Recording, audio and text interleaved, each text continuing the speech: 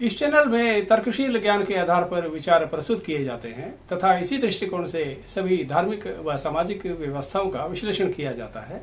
यह एक वैचारिक क्रांति का सूत्रपात है। हमने पिछले एपिसोड में देखा कि गांधी जी की राजनीति मुस्लिम तुष्टीकरण पर आधारित थी, जो जिन्ना के विचारों के एकदम उलट थी। क्या गांधी जी अपने प्रयासों में सफल हुए? आज हम इसी विषय पर चर्चा करेंगे। स्वतंत्रता आंदोलन के दौरान अंग्रेज हर मीटिंग में गांधी जी से पूछते थे कि क्या मुसलमान भी उनके साथ हैं। गांधी जी सारे देश के प्रतिनिधित्व का दावा करते थे, परंतु जिन्ना उन्हें खुली चुनौती देते थे। 1937 के चुनावों में जब धर्म के आधार पर वोट डाले गए थे, कांग्रेस को मुसलमानों के केवल 4% वोट पड़े थे। इसलिए जिन्ना ने गांधी जी को मुसलमानों को कांग्रेस के मंत्रिमंडलों में शामिल करने से मना किया था। जिन्ना ने कांग्रेस पर आरोप लगाए कि वे मुस्लिम बच्चों पर संस्कृत निष्ठ हिंदी थोप रहे हैं, मुसलमानों को नौकरियों से दूर रख रहे हैं और राष्ट्रगीत के नाम पर उन्हें वे गाने पर मजबूर कर रहे हैं जिसके लिए उनका धर्म इजाजत नहीं देता। यह महत्वपूर्ण नहीं था कि जो जिन्ना ने कहा वह सच था या नहीं, परंतु मुस्लिम जनता उन्हें सच मानती थी और जिन्ना का उद्देश्य पूरा हो रहा था। द्वितीय विश्व युद्ध में अंग्रेजों को भारतीय सिपाहियों की आवश्यकता थी। गांधी जी ने असहयोग किया, परंतु जिन्ना मुसलमानों को सेना में भर्ती होने के लिए प्रेरित करने को तैयार थे, इसी शर्त पर कि अंग्रेज सरकार अगले संविधान में मुसलमानों के हितों की सुरक्षा करेगी। जिन्ना आजादी के लिए प्रतीक्षा कर सकते थे और उनकी कौम मुस्लिम जनता उनके साथ थी, जो अंग्रेजों से अधिक कांग्रेस अर्थात हिंदुओं को अपना बड़ा दुश्मन मानती थी। अंग्रेज ऐसे ही मौकों की तलाश में रहते थे। चक्रवर्ती राजगोपालाचारी ने कहा कि स्वतंत्रता आंदोलन में जिन्ना स्वराज्य की गाड़ी के पहिए को पंक्चर कर रहे थे। जब कांग्रेस सरकारों ने त्यागपत्र दिया तो मुस्लिम लीग ने हिंदू आतंक से मुक्ति दिवस अर्थात डिलीवरेंस डे मनाया और सारे देश में खुशियां मनाई।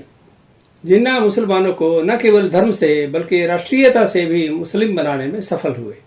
गांधी जी ने मुस्लिम विरोध की धारणा को बदलने के लिए बड़ा श्रम किया। जैसा कि उनका स्वभाव था, वे समझते थे कि एक मुसलमान को कांग्रेस का प्रधान बनाने से सारे देश के मुसलमान खुश हो जाएंगे। उन्होंने अबुल कलाम आजाद को 1940 में कांग्रेस का अध्यक्ष बना दिया।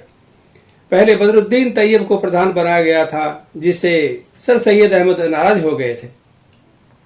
गांधी जी जिन्ना को कायदे आजम के संबोधन से खुश करने का प्रयत्न करते थे, लेकिन जिन्ना ने कच्ची गोलियां नहीं खेली थी। वे गांधी जी की मानसिकता समझकर उन्हीं के हथियार से उन पर वार करते थे।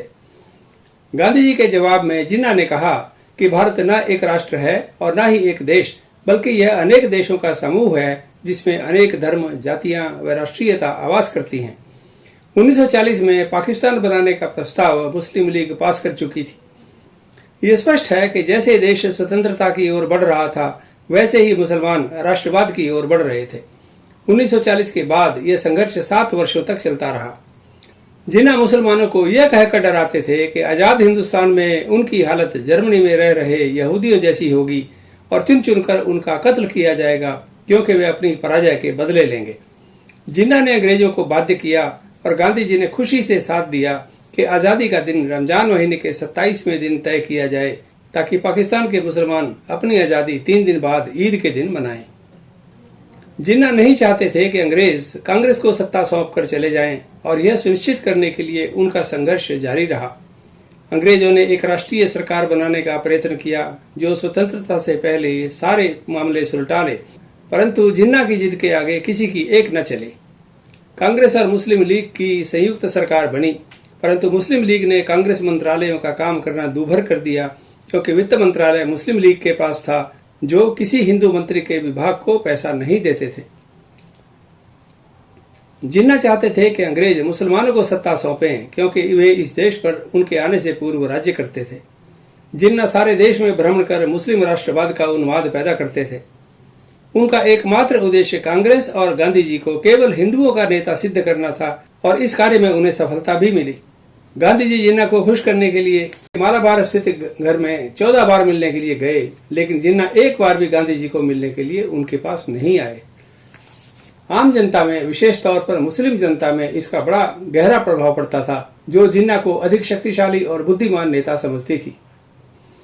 जिन्ना ने स्पष्ट कहा कि स्वतंत्रता आंदोलन मुसलमानों को हिंदुओं का गुलाम बनाने के लिए लड़ा जा रहा है और कि उन्हें उसमें तभी भाग लेना चाहिए जब वे हिंदुओं के गुलाम बनने के लिए तैयार हों। वे अपने भाषणों में बार बार यह दोहराना नहीं भूलते थे। मुस्लिम जनमानस में यह बात घर कर गई कि उनका भविष्य भारत में सुरक्षित नहीं है। जिन्ना ने कांग्रेस से अपना राजनीतिक सफर शुरू किया था और 1934 तक वे मुस्लिम अलगाव के शीर्ष नेता बन चुके थे। जिन्ना के सर्वमान्य मुस्लिम नेता के रूप में उभरने से उनके आग्रह पर 1942 के अंग्रेजों भारत छोड़ो आंदोलन के समय अधिकतर मुस्लिम कांग्रेस छोड़ चुके थे। गांधी जी ने इसके लिए आर्थिक कारणों को जिम्मेदार बताया, जबकि मुस्लिम लीग के नेता मोहम्मद इकबाल ने अलीगढ़ मुस्लिम विश्वविद्यालय से इसके उत्तर में गांधी जी को फटकार लगाई और कहा कि वे मुसलमानों को बरगलाना छोड़ दें, क्योंकि वे आर्थिक नहीं धार्मिक कारणों से हिंदुस्तान से अलग होना चाहते हैं। जिन्ना ने धमकी दी कि यदि अंग्रेजों ने हिंदुओं के मन मुताबिक प्रजातंत्र के वयस्क मताधिकार के आधार पर एक नया संविधान दिया और उसमें मुस्लिमों की भागीदारी की सुरक्षा नहीं हुई, तो वे उस संविधान को नष्ट करने में कोई कसर नहीं छोड़ेंगे। जिन्ना दिल से कट्टर इस्लामी नहीं थे और इस्लाम के नाम पर एक धार्मिक राज्य की स्थापना नहीं करना चाहते थे, जैसा कि पाकिस्तान बनने के बाद उनके भाषणों से पता चलता है। लेकिन इस्लामी बनना उनके लिए एक मजबूरी थी, क्योंकि वे जानते थे कि धर्म के अतिरिक्त मुसलमानों को किसी अन्य उद्देश्य के लिए संगठित नहीं किया जा सकता। स्वतंत्रता आंदोलन के दौरान जब एक मुस्लिम बुद्धिजीवी ने उनसे पूछा कि वे धर्म के नाम पर मुसलमानों को क्यों भड़का रहे हैं, तो उनका उत्तर था, तब मैं मुसलमानों को कैसे एक उद्देश्य के लिए एक मंच पर ला पाऊंगा। वे भली भांति जानते थे कि मुसलमान केवल इस्लाम के नाम पर अपनी जान देने के लिए तैयार होंगे। जब पाकिस्तान बन गया तो धर्मनिरपेक्षता, धार्मिक सद्भाव व सहनशीलता के साथ रहने के उपदेश देने वाले उनके ऐसे भाषणों को पाकिस्तान सरकार ने सेंसर किया था, क्योंकि यह उस देश के गठन के उद्देश्यों के विपरीत था और लोग धर्मों के परस्पर सद्भाव व सहअस्तित्व की भाषा नहीं सुनना चाहते थे। लोगों ने शरिया के अनुसार पाकिस्तान का संविधान बनाने की मांग की, जिस पर जिन्ना ने कहा, किसका शरिया? हनाफी का, हनबली का, शफी का, मलिकी का, जाफरी का, किसका? मैं इस सब में नहीं पढ़ना चाहता। इस दिशा में जाने पर केवल मुल्लाओं का राज होगा, क्योंकि शरिया की परिभाषा केवल वे तय करेंगे। उनकी भविष्यवाणी कितनी सही निकली। आज का पाकिस्तान वही है जिसकी इसके मौलानाओं ने कल्पना की थी। कुरान में ईसाइयों और यहूदियों को सूअर और बंदरों की संज्ञा दी गई है और उन्हें इस्लाम ग्रहण कर झूठे धर्म को तिलांजलि देने के लिए प्रेरित किया गया है। यह मनुष्य के अस्तित्व का सम्मान या समानता का प्रतीक नहीं है, जिसे मनुष्य के सार्वभौमिक अधिकारों में शामिल किया जा सके। अतः धार्मिक सहृदयता या सर्व धर्म समभाव जैसे मूल्यों को इस्लामिक समाजों के लिए स्वीकार करना एक टेढ़ी खीर है, क्योंकि यह उनके धर्म ग्रंथ में स्थापित मूल्यों और आदर्शों के विरुद्ध है। वर्तमान में सभ्य समाजों में सभी मनुष्यों को वही अधिकार देना सच्ची मानवता का प्रतीक माना जाता है, परंतु इस्लाम में यह धारणा स्वीकार नहीं। यह धर्मांधता बनकर अन्य समाजों के प्रति धार्मिक हिंसा का रूप ले लेती है और यह चिंतन सारी मानवता के लिए एक खतरा बन गया है। ये समझना जरूरी है कि वर्तमान में एक धर्म के लिए इस विचारधारा को मनुष्य जीवन का उद्देश्य बनाना कितना बड़ा खतरा सिद्ध हो रहा है। निश्चित रूप से यह मार्ग तर्कशील विवेक का नहीं, बल्कि धर्म गुरुओं द्वारा रचे गए धर्म ग्रंथों में स्थापित आदेशों की अंध मान्यता पर आधारित है। यह चिंतन धर्म को एक व्यक्तिगत विषय नहीं मानता, जिसमें प्रत्येक व्यक्ति की अपनी आस्था का सम्मान हो। गांधी जी ने सारा जीवन हिंदू मुस्लिम एकता के लिए समर्पित किया और उनकी दिली इच्छा थी कि इस देश में रहने वाले इन दो मुख्य संप्रदायों में भाईचारा स्थापित हो जाए, जिससे 1000 वर्ष से चली आ रही उनकी दुश्मनी समाप्त हो जाए और उन्हें इस उपलब्धि के लिए याद किया जाए। लेकिन गांधी जी एक आदर्शवादी थे जो वास्तविक इस्लाम की युद्धप्रिय राजनीति को या तो जानते नहीं थे या उसके प्रति अनजान बने रहते थे। जिन्ना के भाषणों में इस्लाम की सही तस्वीर पेश होती थी, जबकि गांधी जी मुसलमानों को हिंदू दर्शन के माध्यम से परिभाषित करते थे। अंततः वे एक महान दार्शनिक की भांति उपदेशक बन जाते थे और मनुष्य के अंतर्हित गुणों के प्रकट होने की आशा करते थे। वे राजनीतिक सौदेबाजी की भूमिका निभाने के कतई योग्य नहीं थे, परंतु कांग्रेस के पास उनका कोई विकल्प नहीं था। अतः सारा देश हिंदू मुस्लिम दंगों को देखकर असहाय व मूक दर्शक बना रहता था। 25% मुस्लिम आबादी का नेता 75% आबादी को आतंकित करने के लिए गृह युद्ध जैसी धमकियां देता था और गांधी जी हिंदू इलाकों में जाकर सांप्रदायिक सद्भाव व शांति बनाए रखने की अपीलें करते थे।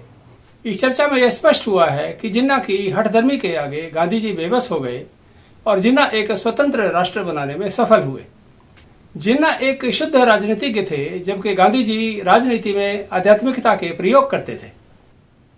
हम अगले एपिसोड में गांधी जी की मुस्लिम तुष्टीकरण की नीति का और अध्ययन करेंगे। धन्यवाद। Subscribe to our channel and press the bell icon so never miss an update from us.